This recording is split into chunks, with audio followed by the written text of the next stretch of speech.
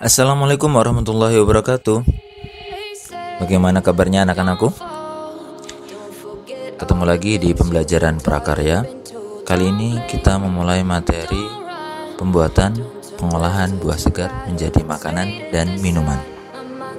Hal terpenting yang harus diperhatikan dalam membuat karya pengolahan adalah tahap proses pembuatannya, agar dapat dihasilkan karya pengolahan yang sesuai kegunaan, nyaman dalam rasa, tepat dalam pengolahan, memiliki nilai estetis, penyajian, dan kemasan, aman bagi kehidupan manusia.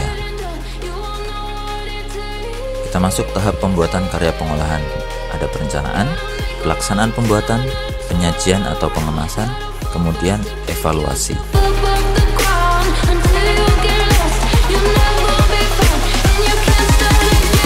Pada perencanaan, yang pertama, identifikasi kebutuhan untuk ide atau gagasan perencanaan produk pengolahan pangan, yaitu menganalisa kebutuhan pengolahan pangan berdasarkan kondisi lingkungan kelas kelompok keluarga saat ini. Yang kedua, ide atau gagasan, membuat rencana atau merancang suatu pembuatan pengolahan pangan sesuai dengan hasil identifikasi kebutuhan.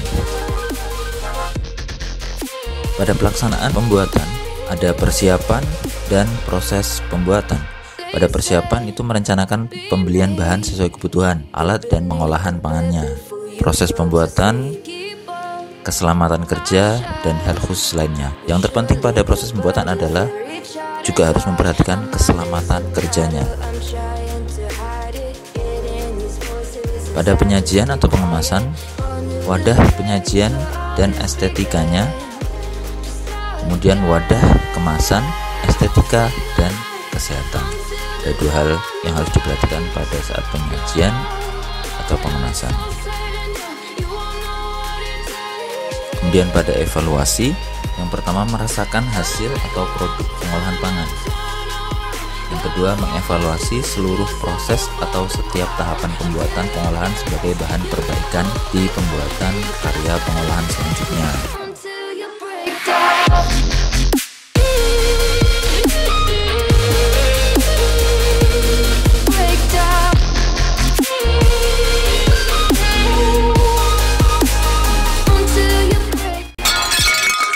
Pada penyajian dan kemasan, merupakan tahap akhir dari proses pembuatan produk olahan pangan. Ada wadah penyajian dan wadah kemasan. Penyajian itu digunakan ketika kita makan di tempat penjualan. Kemasan itu digunakan untuk makanan yang dibawa pulang, atau istilahnya take home.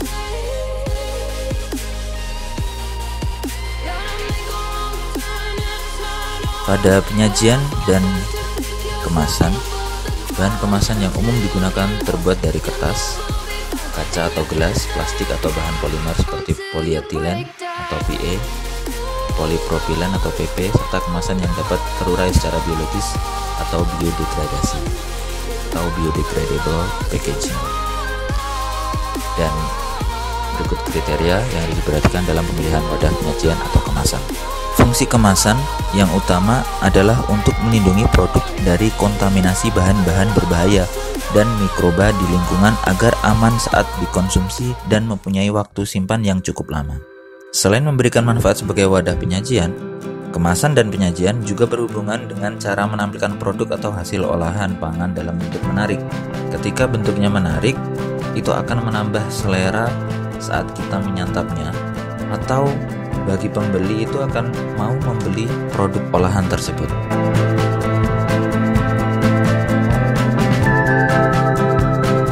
Terima kasih. Assalamualaikum warahmatullahi wabarakatuh.